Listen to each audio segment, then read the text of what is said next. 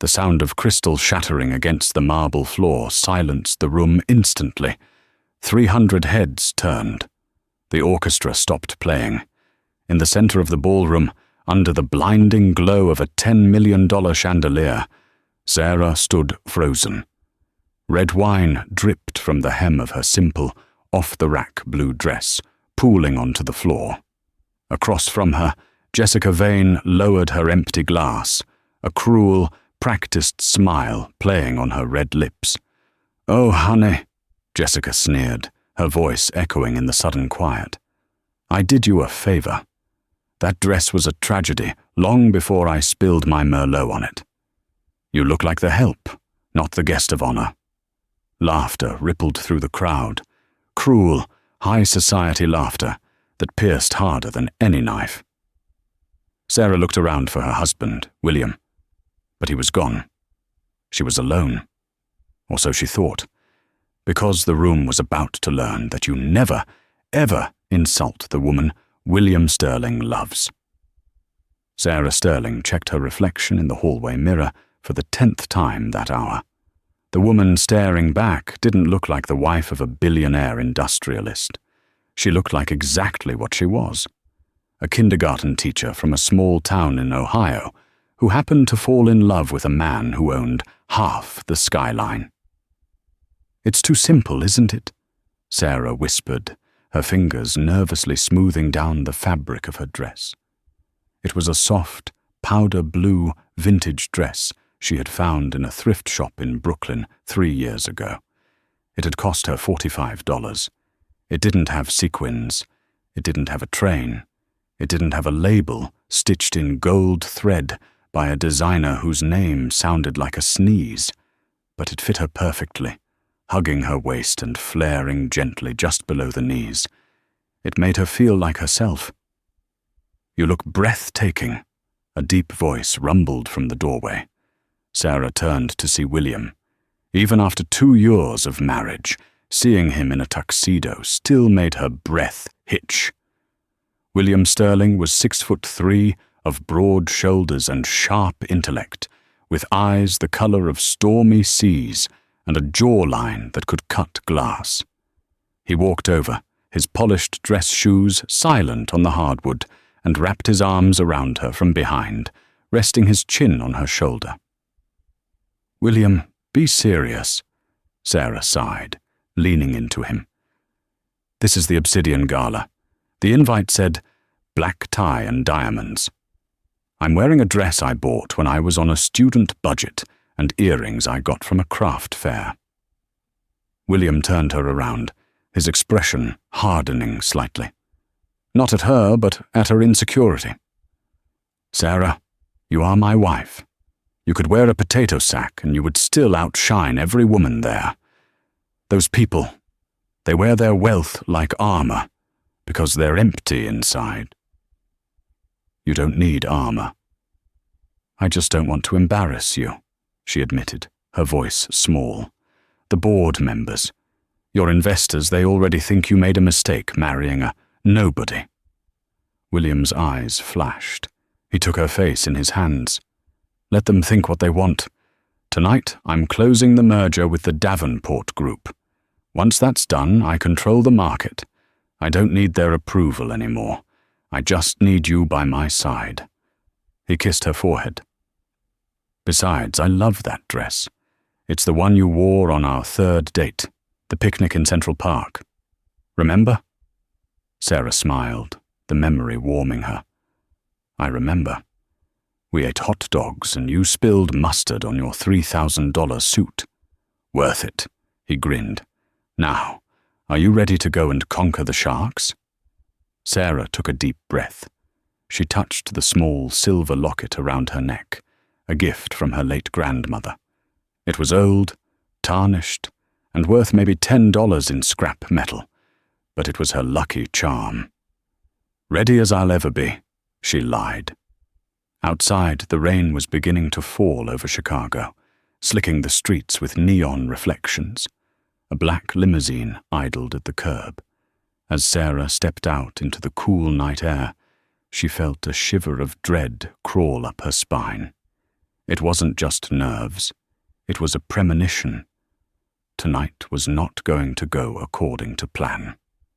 The Obsidian Gala was held at the Grand Hall of the Chicago Art Institute, a venue that screamed old money. As the limousine pulled up to the red carpet, flashbulbs erupted like lightning storms. Sarah shrank back into the leather seat. I can't get used to that. Just keep your eyes on me, William said, intertwining his fingers with hers. Don't look at the cameras. Don't look at the reporters. Just look at me. The chauffeur opened the door, and they stepped out. The noise was deafening. Reporters shouted questions, throwing names like confetti. Mr. Sterling, is the merger happening? Mrs. Sterling, who are you wearing? Is that a Dior? Sarah kept her head down, clutching William's arm. She felt the judgment immediately. The other guests arriving were draped in silks, satins, and velvets. Women wore necklaces that cost more than her parents' house. Men wore watches that cost more than her entire education. As they entered the Grand Hall, the air conditioning hit them, carrying the scent of expensive perfume and fresh lilies. The room was a sea of black tuxedos and vibrant gowns. Waiters moved like ghosts, carrying trays of champagne and caviar. William, there you are. A man with silver hair and a smile that didn't reach his eyes approached them. It was Charles Davenport, the CEO of the company William was acquiring. Charles, William nodded, his demeanor shifting instantly from loving husband to ruthless businessman. Good to see you. Charles turned his gaze to Sarah. His eyes raked over her blue dress, pausing on the simple stitching and the lack of jewelry. A flicker of amusement crossed his face, quickly masked. And this must be the charming Mrs. Sterling. Sarah, she said, extending her hand. Charles took it limply, dropping it almost immediately. Charmed. William, we need a word. The Japanese investors are in the private lounge. They have concerns about the timeline. William tightened his grip on Sarah's waist. Now? We just arrived. It's urgent, Charles pressed. If we don't smooth this over, the deal dissolves at midnight. William looked down at Sarah, conflict warring in his eyes. He couldn't lose this deal. It was his father's legacy. But leaving her alone in this pit of vipers. Go, Sarah whispered, forcing a smile. I'll be fine. I'll get a drink and admire the art. Go save the company, Tiger. William hesitated. I'll be 20 minutes. Max. Stay near the bar. Don't let anyone bother you. He kissed her cheek, a lingering, protective gesture, before turning and following Charles into the shadows of the hall. Sarah stood alone in the middle of the ballroom. Without William's gravitational pull, she felt untethered. She walked toward the refreshments, conscious of the eyes following her. Is that her? A whisper floated from a nearby table. Look at that dress. Did she make it herself? I heard she was a nanny before he found her. No, a teacher. Basically a glorified babysitter. Sarah kept her chin up, grabbing a glass of sparkling water. Ignore them, she told herself. They don't know you.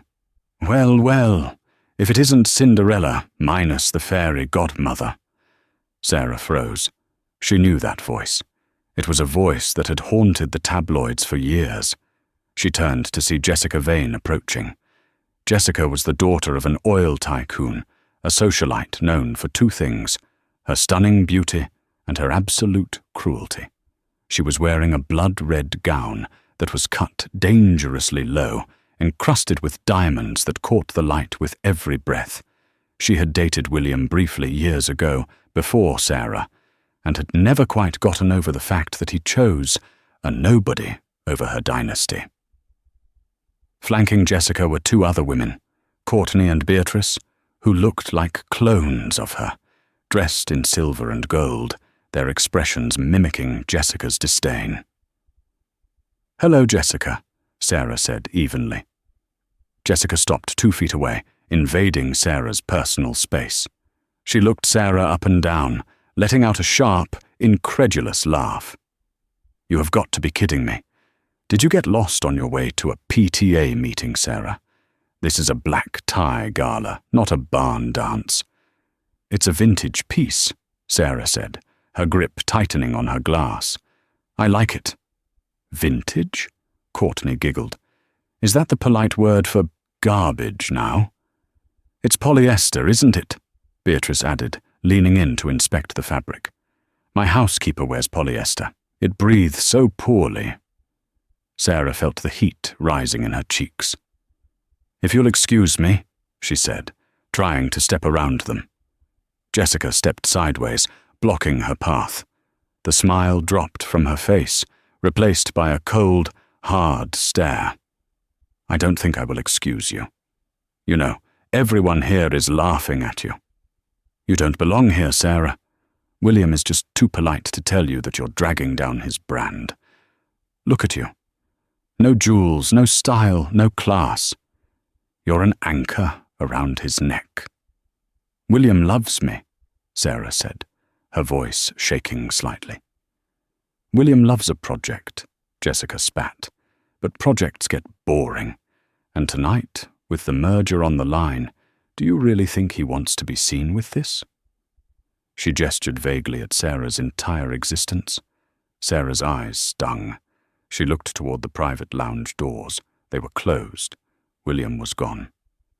"I'm leaving," Sarah said, turning away. "Oops." The word was said with fake surprise. Sarah felt the splash before she registered what happened. Cold liquid drenched her back and side. She gasped, spinning around. Jessica was holding an empty wine glass, feigning shock. "Oh my God, I am so clumsy. I slipped." The red wine soaked into the powder blue fabric instantly, turning it a deep, ugly purple. It looked like a wound. The music stopped. The chatter died down. The entire room turned to look. The silence was heavy, suffocating. Sarah stood there, the wet fabric clinging to her skin, the smell of alcohol overwhelming her senses. She could feel 300 pairs of eyes on her. Some looked pitying, but most looked amused. To them, this wasn't cruelty. It was entertainment. "Look at that stain," Jessica said loud enough for the back of the room to hear. "It's a shame. Now you'll have to throw it out. Though honestly, it belongs in the trash anyway." Laughter. It started as a titter from Courtney and Beatrice, then spread outward like a contagion. People were chuckling behind their hands. Sarah felt tears prickling her eyes. She fought them back. "Do not cry," she commanded herself. "Do not give her the satisfaction." She needed a towel. She needed to hide. She needed William. "Does anyone have a napkin?" Sarah asked, her voice cracking. A waiter stepped forward, but Jessica held up a hand, stopping him. "Don't bother, darling. That fabric is cheap. If you rub it, it will just pill. It's ruined." Jessica leaned in close, her perfume sickly sweet. "Do yourself a favor. Leave. Go out the back door where the staff exits. Save William the embarrassment of having to explain why his wife smells like a winery." Sarah looked at the crowd. No one moved to help her. They were paralyzed by the social hierarchy, and Jessica Vane was at the top of the food chain. If they helped Sarah, they risked Jessica's wrath. Trembling, Sarah turned. She didn't go to the back door. She walked toward the grand staircase that led to the restrooms. It felt like the longest walk of her life. The click-clack of her heels on the marble sounded like a countdown. Step, step, step. She held her head high, despite the stain spreading across her ribs. She refused to run. As she reached the top of the stairs and pushed into the ladies' lounge, the facade crumbled. She rushed to the sink, grabbing paper towels, frantically dabbing at the dress. It was useless. The wine had set. The blue was destroyed. She leaned over the sink, staring at herself in the mirror. Stupid. she whispered. "You are so stupid to think you could fit in." That was quite a performance down there. Sarah jumped, spinning around. She hadn't realized she wasn't alone. Sitting in a velvet armchair in the corner of the lounge was an elderly woman. She must have been 80 years old, with snowy white hair pulled into a severe bun. She wore a black suit that looked dated, and she was leaning heavily on a cane with a silver handle shaped like a raven. Sarah wiped her eyes quickly. "I'm sorry. I didn't see you." The old woman peered at her through thick spectacles. "I saw you. Or rather, I heard the commotion. Jessica Vane has the subtlety of a sledgehammer." Sarah gave a weak, watery laugh. She certainly made her point. "And what point is that?" the old woman asked, her voice raspy but sharp. "That I don't belong," Sarah said, leaning against the sink. "Look at me. My dress cost $40. My husband is down there closing $1 billion deal, and I'm up here smelling like happy hour." The old woman beckoned her closer. "Come here, child." Hesitantly, Sarah walked over. The woman reached out a wrinkled hand and touched the fabric of the dress. Not the stained part, but the hem. She rubbed the material between her fingers. "This isn't polyester," the woman said softly. "The label is cut out, but I assumed—" Sarah trailed off. "This is spun cotton, blended with silk from the Como region of Italy," the woman murmured, her eyes distant. "And this stitching, see this hidden hem? This is a blind cross stitch. Nobody does this anymore. It takes 3 hours just to do the waistline." Sarah frowned. "How do you know that?" The old woman looked up, her eyes twinkling with a strange intensity. "Because I used to know the man who designed it. He died 40 years ago. This dress, it's not cheap, my dear. It's a forgotten masterpiece, a prototype that never went to production." Sarah looked down at the dress with new eyes. "Really? Really?" The woman tapped her cane on the floor. "But that doesn't fix the wine, does it?" "No," Sarah sighed. The old woman reached into her handbag, a worn leather satchel that looked as out of place as Sarah's dress. She pulled out a beautiful silk scarf. It was patterned with gold and emerald green, intricate and heavy. "Here," the woman said. "Drape this over your shoulder and pin it at the waist.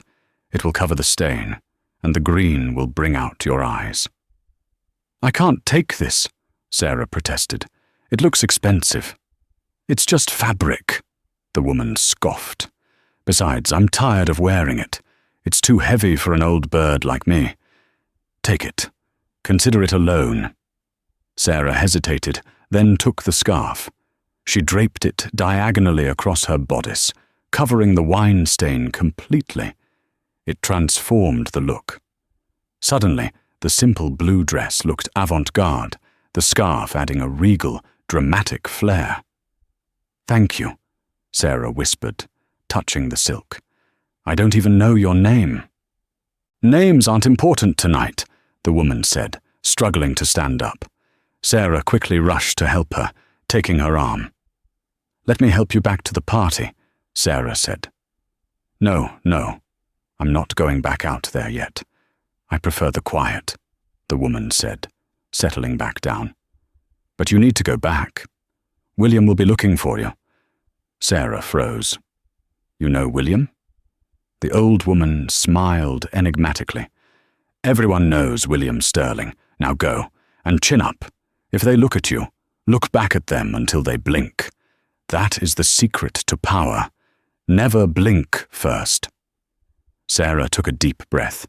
She felt a sudden surge of strength, bolstered by the kindness of a stranger and the weight of the silk scarf. "Okay, I'll go." She turned to leave. "Oh, and dear," the woman called out. Sarah paused at the door. "Yes?" "When you see Jessica, tell her the raven is watching." Sarah frowned, confused by the cryptic message, but she nodded. "I will." She pushed open the doors and stepped back onto the balcony overlooking the ballroom. Sarah stood at the top of the marble staircase, her hand resting lightly on the banister. Below her, the gala was in full swing. The string quartet had transitioned into a waltz, and the hum of conversation was a dull roar of networking and gossip. She took a deep breath, channeling the energy of the strange woman in the restroom. "Never blink first." She began to descend. The transformation was subtle, but undeniable. Before, she had walked with her shoulders slightly hunched, trying to shrink into the background. Now, with the emerald and gold silk scarf draped dramatically across her chest and pinned at her waist, she moved with purpose.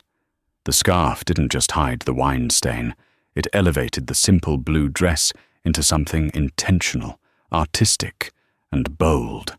The gold in the scarf caught the chandelier light, casting a glow onto her face. As she reached the landing, heads began to turn. Not with the mockery of before, but with curiosity. Is that the same woman? Look at that scarf. Is that a vintage Hermes or a custom Versace? She looks different. Jessica Vane was holding court near the ice sculpture, a glass of champagne in her hand, recounting her accidental spill to a new group of sycophants. She was mid-laugh when she saw Sarah approaching. The laugh died in her throat. Jessica blinked, her eyes narrowing. She expected Sarah to have fled out the back door in tears.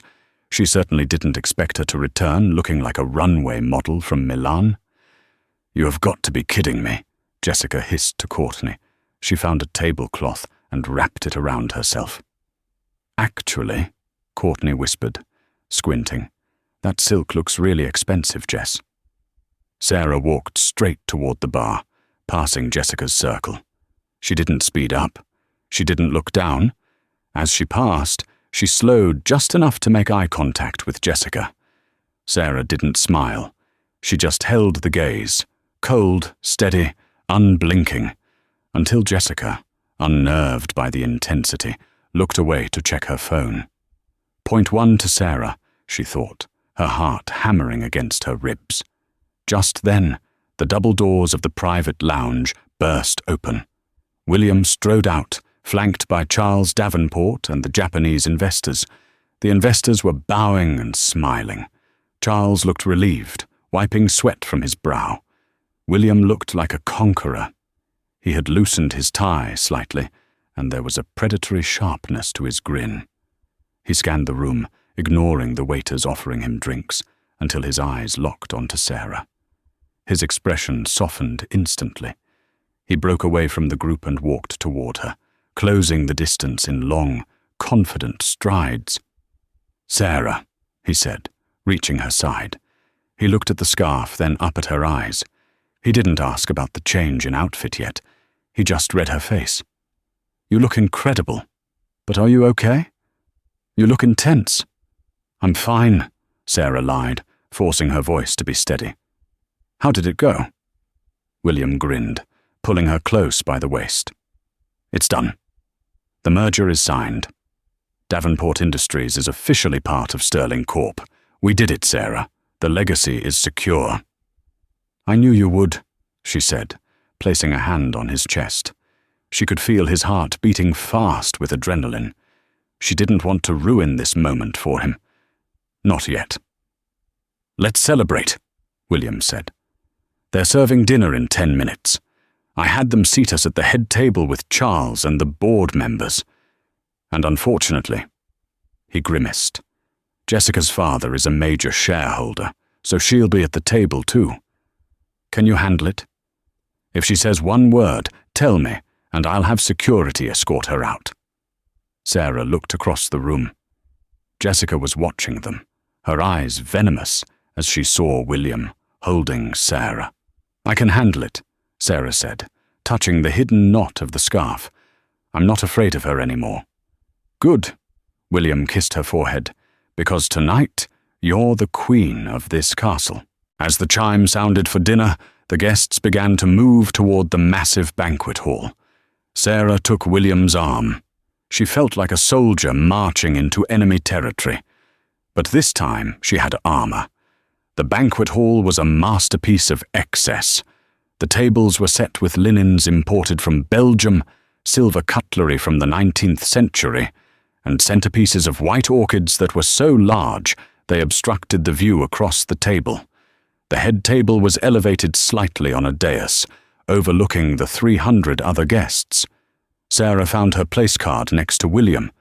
To her right sat Charles Davenport, and directly across from her, because fate had a cruel sense of humor, sat Jessica Vane. Jessica smiled as she sat down, a shark-like baring of teeth. "William," she purred, ignoring Sarah completely. "Congratulations on the merger. Daddy is thrilled. He says the stock price is already climbing in the Asian markets." "Thank you, Jessica," William said politely, unfolding his napkin. "It's a good night for everyone." "For almost everyone," Jessica said, her eyes flicking to Sarah. "Sarah, darling, isn't it a bit warm for a scarf? We have climate control, you know. Or are you hiding a hickey? Or perhaps a mistake?" William frowned, sensing the undertone. "Jessica." "It's chilly in here," Sarah said calmly, picking up her water glass. "Besides, I find that accessories distinguish the elegant from the merely expensive." Jessica's jaw tightened. She wasn't used to Sarah fighting back. Usually, Sarah stuttered or looked at the floor. Waiters arrived with the first course, a chilled cucumber and crab soup. The clinking of spoons filled the silence. "So, Sarah," Jessica continued, raising her voice slightly so the nearby board members could hear. "I heard you're still working at that little school. The one in the... What district is it? The one near the meat-packing plants." "I teach kindergarten in the West Loop," Sarah corrected. "Right," Jessica chuckled. "It's just so quaint. William is buying multinational conglomerates, and his wife is wiping noses and teaching the alphabet. Do you two even have anything to talk about at dinner? Or does he just give you a coloring book while he discusses economics?" The table went quiet.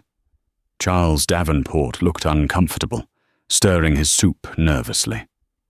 William stopped eating. He slowly set his spoon down, the metal clicking loudly against the china. "Sarah's work is vital," William said, his voice dropping an octave. "She shapes the minds of the future. It requires more patience and empathy than anyone at this table possesses, including me." "Oh, please," Jessica rolled her eyes, taking a sip of wine. "It's babysitting. Anyone can do it. It's what women do when they don't have the connections to do anything real. But I suppose it fits. You were a scholarship kid, weren't you, Sarah? Used to handouts." Sarah felt the anger rising, hot and sharp, but she remembered the old woman's words. Look at them until they blink. She stared at Jessica. She didn't defend her job.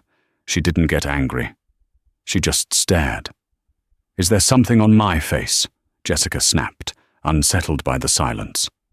"No," Sarah said softly. "But I have a message for you." Jessica scoffed. "From who? Your union representative?" Sarah leaned forward slightly over the orchids. "From the woman in the restroom. She told me to tell you that the raven is watching." The effect was instantaneous and terrifying. Jessica dropped her wine glass. It didn't shatter, but it tipped over, spilling dark red liquid all over the pristine white tablecloth and onto Jessica's silver dress. "What?" Jessica whispered, her face draining of all color. The arrogance vanished, replaced by a raw, primal fear. Her hands trembled. "What did you say?" "She said the raven is watching," Sarah repeated, confused by the extreme reaction. "That's impossible," Jessica stammered, standing up abruptly, her chair scraping screechingly against the floor. "She hasn't been seen in 10 years. She's sick. She's in Switzerland. You're lying." "Jessica, sit down," Charles Davenport hissed. "You're making a scene." "She's lying." Jessica pointed a shaking finger at Sarah. "She's trying to spook me. That old hag is a ghost."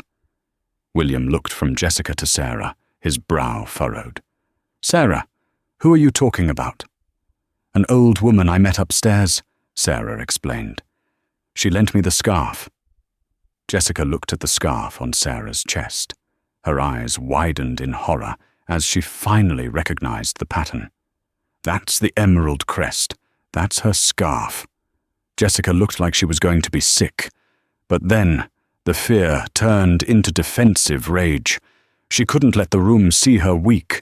She needed to destroy the messenger. "You stole it!" Jessica shrieked. "You went into the private quarters and you stole it! William, your wife is a thief. That scarf belongs to the founder of this institute. She must have broken into the archives." The accusation rang out across the hall. The music stopped again. Security guards began to move toward the head table. "Sit down, Jessica." William stood up, his voice booming. "Sarah is not a thief." "Then explain how she has Margaret Davenport's personal scarf," Jessica yelled, desperate to shift the narrative. "Margaret hasn't left her penthouse in a decade. Sarah stole it. She's a low-class, gold-digging thief who ruined my dress earlier, and now she's looting the museum." "You ruined my dress," Sarah shouted, finally standing up, her patience snapping. She pulled the scarf aside, revealing the large, ugly purple stain on her blue bodice. "You threw wine on me intentionally. This isn't a theft. It was a kindness from a stranger because you were too cruel to offer a napkin." The room gasped. The sight of the stained dress on the billionaire's wife was shocking. Jessica laughed, a manic, cornered sound. "Oh, boo-hoo! Look at it. It's a rag. I did the world a favor." "You don't belong here, Sarah. You never have. You're just a temporary amusement for William until he gets bored and finds a woman with real bloodline." She turned to the crowd, arms spread. "Look at her. A stained dress, a stolen scarf, and a sobbing story. This is the woman representing Sterling Corp. She's a joke." William's hands clenched into fists at his sides. His face was a mask of cold fury. He opened his mouth to destroy Jessica verbally, to end her social life forever. But before he could speak, a slow, rhythmic tapping sound echoed from the entrance of the banquet hall. Tap, tap, tap. It was the sound of a cane hitting the floor. The tapping began softly, a rhythmic, deliberate sound that cut through the murmur of the banquet hall like a metronome counting down to an explosion. Tap, tap, tap. It came from the main entrance, the massive double doors made of mahogany and bronze that usually required 2 waiters to open. But now, they swung wide, revealing a small, solitary figure standing in the threshold. The sound of the cane hitting the marble floor echoed, louder than the music, louder than the breathing of the 300 guests. Standing there was the woman from the restroom. Gone was the confusion Sarah had sensed earlier. Gone was the frailty. She had shed the heavy, nondescript coat she had been struggling with upstairs. In its place, she wore a bespoke, midnight black tuxedo, cut for a woman, sharp and severe. Around her neck, sitting against a crisp white collar, was a diamond brooch the size of a robin's egg, a stone so famous it had its own name in the insurance registries of Lloyd's of London, the Eye of Winter. "Margaret?" Charles Davenport dropped his soup spoon. It clattered against his china bowl, a jarring noise in the sudden silence. "Mother?" A collective, suffocating gasp sucked the air out of the room. It was Margaret Davenport, the Iron Lady of Chicago infrastructure, the woman who had taken a small construction firm and turned it into an empire that built bridges, skyscrapers, and dams across 3 continents. She had been a ghost for the last 10 years, rumored to be bedridden in Switzerland or senile in a penthouse. She was neither. She began to walk. Her pace was slow, but it possessed a terrifying inevitability. The security guards who had been moving to escort Sarah out froze. As Margaret passed them, they bowed their heads, instinctively recognizing the true authority in the room. She walked straight down the center aisle, her cane striking the floor with military precision. Click, click, click. She didn't look at the guests who scrambled to pull their chairs in, terrified of obstructing her path. Her eyes were locked on the head table, specifically on Jessica Vane. Jessica looked as if she were witnessing her own funeral. Her skin turned a sickly shade of grey. "Mrs. Davenport," she squeaked, her voice cracking. Margaret didn't acknowledge her. She stopped at the base of the dais, looking up at William and Sarah. "William," she said. Her voice was raspy, aged like oak barrel whiskey, but it carried to the back of the room without a microphone. "I apologize for the interruption. I was watching from the mezzanine balcony. I wanted to see if my son had the spine to close this deal without me holding his hand." She shot a withering look at Charles, who was now sweating profusely. "Mother, we didn't know you were in the country," Charles stammered, standing up so fast he knocked his water glass over. "Obviously," Margaret clipped. She turned her gaze to Sarah. The hardness in her eyes melted instantly, replaced by a twinkle of genuine warmth. "Hello again, my dear. You pinned it perfectly. I knew you had an eye for structure." "Thank you," Sarah whispered, her hand instinctively going to the scarf. "I didn't know. I had no idea." "I know you didn't," Margaret said. "That's what made your kindness real." Then the warmth vanished. Margaret turned her body slowly, like a turret gun, until she was facing Jessica Vane. The temperature in the room seemed to plummet. "Jessica Vane," Margaret said, testing the name on her tongue as if it were something spoiled. "I remember your grandfather, Tobias Vane. He was a bootlegger during Prohibition who diluted his gin with bathtub water. It seems the money survived the century, but the class did not." Jessica trembled, gripping the tablecloth. She tried to rally, tried to find the arrogance that usually shielded her. "I was trying to protect you, Margaret. She stole your scarf. I recognized the emerald crest immediately. I was just trying to ensure your property wasn't being looted by the help." "Do not call me Margaret," the old woman snapped, the cane hitting the floor with a crack that made Jessica jump. "To you I am Mrs. Davenport. And as for theft," Margaret laughed, a dry, humorless sound. "You accuse this woman of theft because she is wearing something you cannot afford?" Margaret shook her head. "I gave her that scarf. I gave it to her in the ladies' lounge because you, Jessica, behaved like a petulant child and threw wine on a guest in my house." The accusation hung in the air. "I saw it," Margaret continued, her voice rising, projecting to every corner of the hall. "I saw you tip the glass. I saw the smirk. Intentional malice is the ugliest accessory a woman can wear, Jessica, and tonight you are wearing it head to toe." "It was an accident," Jessica cried, looking around for support. But her friends, Courtney and Beatrice, were staring at their plates, refusing to make eye contact. "She's a nobody. She's ruining the gala. I did everyone a favor." "A favor?" Margaret stepped closer. This nobody stopped to help an old woman she thought was a confused grandmother. She offered me her arm. She listened. "You? You walked past me in the lobby earlier and complained that my cane was a tripping hazard." Jessica's mouth opened and closed, but no sound came out. She was cornered. "Get out," Margaret said softly. "What?" Jessica blinked. "Get out of my institute," Margaret roared, pointing the silver-handled cane toward the exit. "You are no longer welcome at the Obsidian Gala, and tell your father that if he has a problem with my decision, he can call me. I have a few stories about his offshore accounts that the IRS might find fascinating." Jessica burst into tears, raw, ugly tears of total humiliation. She grabbed her clutch, kicked her chair back, and ran.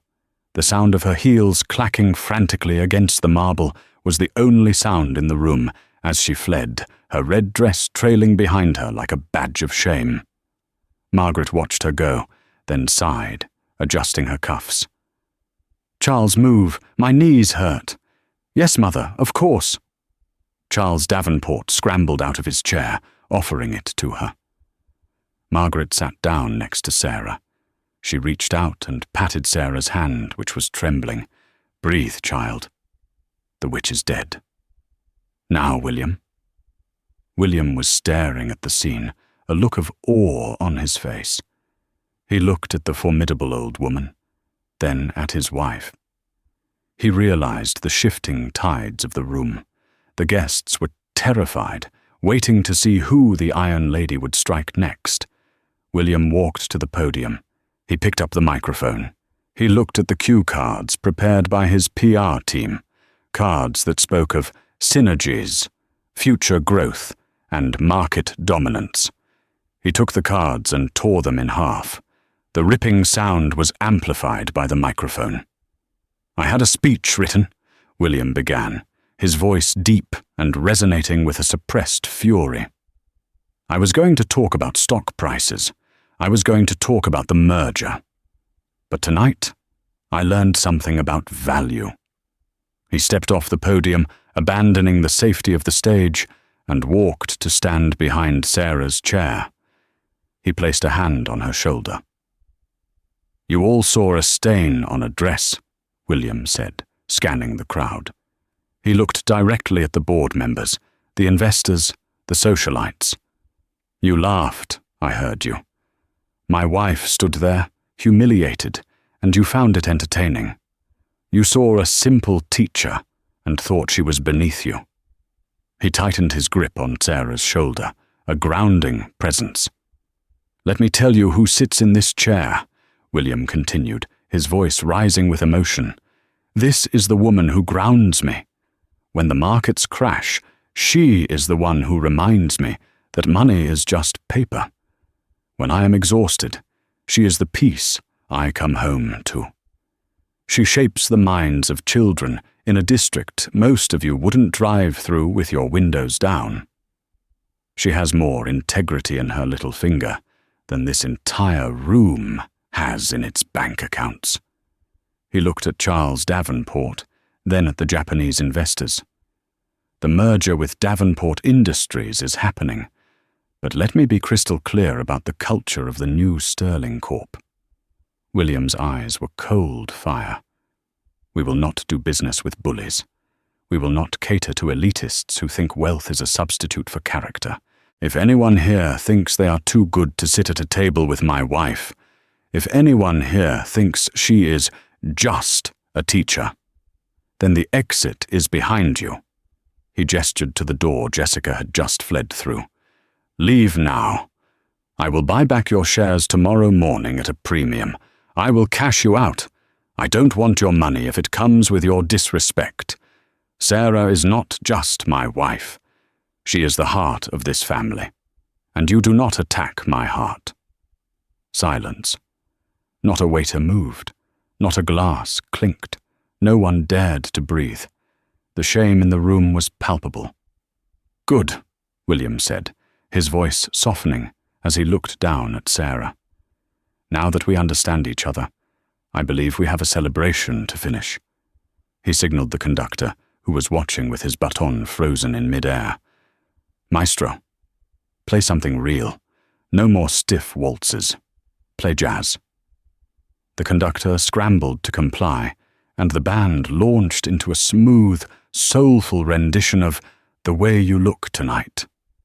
As the tension broke, and the room began to breathe again, Margaret Davenport leaned in close to Sarah. He's a keeper, the old woman winked, pouring herself a glass of water. He reminds me of my late husband. Stubborn, dramatic, but loyal. He's wonderful, Sarah whispered, wiping a tear from her cheek. And you know, Margaret added, her voice dropping to a conspiratorial whisper as she gestured to Sarah's blue dress. Jessica was right about one thing. That dress isn't vintage in the way she thinks. Sarah looked down at the stained bodice. I know. It was $40. No, child, Margaret chuckled, shaking her head. I told you I knew the designer. That is a Valentino. But not just any Valentino. It's the 1982 Blue Sky prototype. He sketched it on a napkin in Milan, made one sample, and then decided the stitching was too complex for mass production. He gave it to a charity auction in the 90s, and it vanished. Sarah's eyes went wide. She touched the fabric with new reverence. Valentino? This? Yes, Margaret grinned. So, technically, my dear, you are wearing the most exclusive, expensive piece of couture in this entire building. Jessica Vane's dress is a mass-produced rag compared to what you have on. And that stain? It just proves it's been lived in.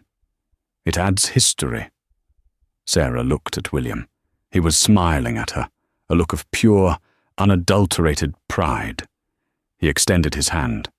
Mrs. Sterling, he said, bowing slightly. May I have this dance? I believe our song is playing. But everyone is staring. Sarah hesitated. Let them stare, William said, pulling her gently to her feet. Let them see what a real queen looks like. He led her to the center of the dance floor. As he spun her, the gold and emerald scarf flared out like wings, and for the first time that night, Sarah didn't feel like the poor girl in the rich room. She felt untouchable. The shift in the grand hall was palpable, a physical change in the atmosphere that felt almost heavy with hypocrisy. Minutes ago, Sarah had been a pariah, a target for whispered ridicule and open disdain. Now, as the jazz band struck up a soulful, energetic tune, she found herself at the center of a gravitational pull she had never asked for. The same socialites who had laughed when Jessica spilled the wine were now flocking to the head table, desperate to be seen in the orbit of the Sterlings and the Davenports. Courtney and Beatrice, Jessica's loyal lieutenants, were the first to defect. They approached Sarah with practiced, brittle smiles, their eyes darting nervously toward Margaret Davenport, who was sipping her tea like a monarch surveying an execution. Sarah! Oh my goodness! Courtney gushed, reaching out as if to touch Sarah's arm before thinking better of it. I just wanted to say, that scarf is absolutely inspired, and what William did? So romantic. We were just saying how brave you are. Sarah looked at them. 2 hours ago, their giggles had cut her like glass. She felt a surge of old habits, the urge to smooth things over, to be the polite, accommodating teacher. But then she felt the weight of the silk scarf against her chest, and the solid warmth of William's hand resting on the small of her back. Thank you, Courtney, Sarah said, her voice cool and pleasant, devoid of any real warmth. It's amazing how clarity comes with a change in perspective, isn't it? Though I noticed Jessica isn't with you. Did she leave? Beatrice flinched. Oh, you know Jessica. She suddenly felt unwell. A migraine, I think. A migraine brought on by a lack of character, I suspect, Margaret Davenport interjected, without looking up from her teacup. The two women turned pale, mumbled hasty excuses, and scurried away like mice caught in a pantry light. Sarah watched them go, a strange sensation settling in her chest. It wasn't triumph exactly. It was peace. She realized that these people held no power over her. Their approval was currency that had no value in her world. You handled them well, Margaret murmured, finally looking up, her eyes, magnified by her thick glasses, were sharp and approving. Mercy is a luxury, my dear.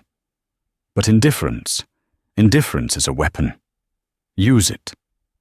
I think I'm ready to go home, Sarah admitted, her adrenaline finally beginning to crash.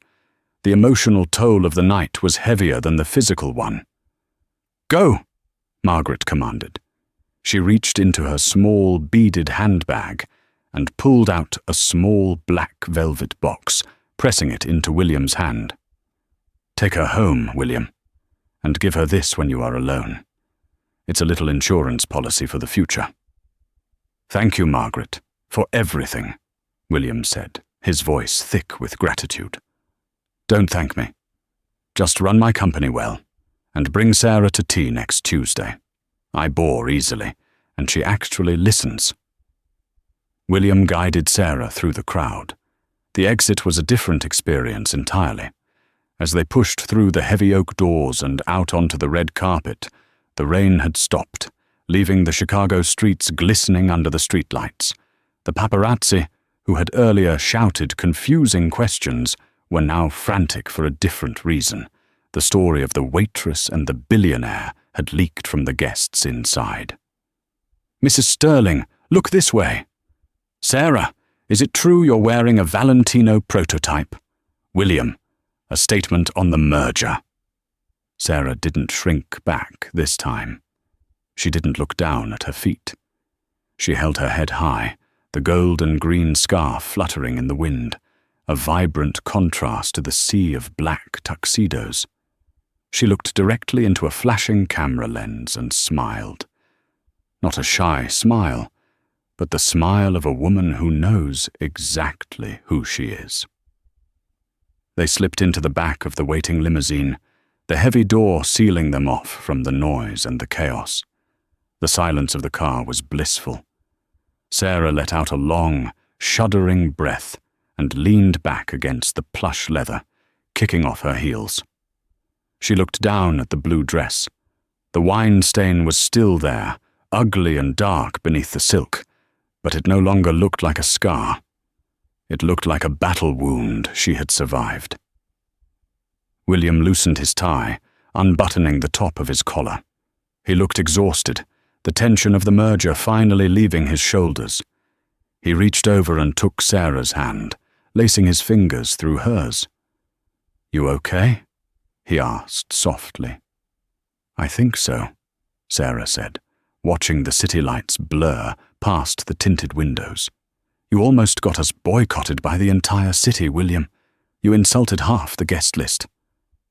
I meant every word, William replied, his thumb tracing the back of her hand. Actually, I need to tell you something about the deal. Sarah turned to look at him. What about it? You signed it. I did. But before dinner, Charles was hesitating. William's expression grew serious. He was getting cold feet.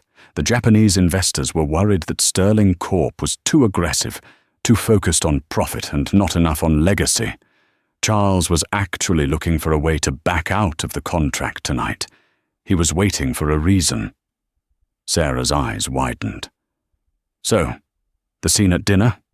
Jessica? It could have ruined everything. It should have, William nodded. In the corporate world, a scene like that is poison.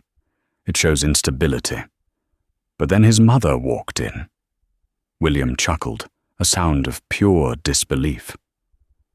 When Margaret Davenport sat down, she leaned over to Charles and whispered loud enough for me to hear. She told him, "A man who will burn down a room to protect his wife is a man who will burn down the world to protect this company. Sign the papers, Charles, or I'll write you out of the will." Sarah gasped, covering her mouth. She said that? She did. William smiled. So, in a very real, very strange way, Sarah. The wine, the stain, the humiliation, it saved the company. If I hadn't stood up for you, if you hadn't held your ground against Jessica, Margaret wouldn't have seen what she needed to see. We would have lost the deal. Sarah looked down at the stain again, tears prickling her eyes. So it wasn't a mistake? No, William said firmly. It was fate. He reached into his pocket and pulled out the small black velvet box Margaret had given him. Margaret gave me this for you, he said. She told me earlier that she hasn't given one of these out in 20 years. Sarah took the box. Her hands were trembling slightly. She pried the lid open. Inside, nestled on white satin, was a brooch made of oxidized silver and emeralds. It was shaped like a raven, its wings spread wide in protection, with tiny, piercing emerald eyes that seemed to catch the passing streetlights. It's the Order of the Raven, William explained softly. It's an old society Margaret founded decades ago for women in business who supported each other when the men wouldn't. It's not just jewelry, Sarah. It's a pass. It means you have the Davenport protection. Anywhere in this city, if you show that pin, doors will open. You're under her wing now. Sarah ran her finger over the cold silver wings. It was beautiful, sharp, and strong, just like the old woman. I don't know what to say, she whispered. I'm just a teacher, William. I don't belong in secret societies. William shifted, turning his body to face her fully. He took the box from her and gently pinned the brooch onto the scarf, right over her heart. You aren't just anything, he said intensely. Tonight proved that. You walked into a pit of vipers with nothing but a $40 dress and your dignity, and you came out the queen. You don't need $1 billion to be powerful, Sarah. You just need to be you. He leaned in, his forehead resting against hers. I love you, Mrs. Sterling. I love you too, she breathed. The car turned into the long, winding driveway of their estate. The house was dark and quiet, a sanctuary far removed from the noise of the gala. As the car stopped, Sarah looked down at the raven pin one last time. She thought about Jessica Vane, who had everything and nothing. She thought about the blue dress, which she would never throw away. She would dry clean it, frame it, or keep it in the back of her closet, stain and all. It was a reminder. Dignity isn't about the price tag on the label. It's about the person wearing it. The chauffeur opened the door, letting in the cool night air. Sarah stepped out, not as the nervous girl who had entered the limousine hours ago, but as a woman who had faced the fire and forged herself into steel. She took William's hand, and together they walked up the steps to their front door, leaving the world behind them, ready to start a new chapter where no one, not even a billionaire socialite, would ever make Sarah Sterling lower her eyes again.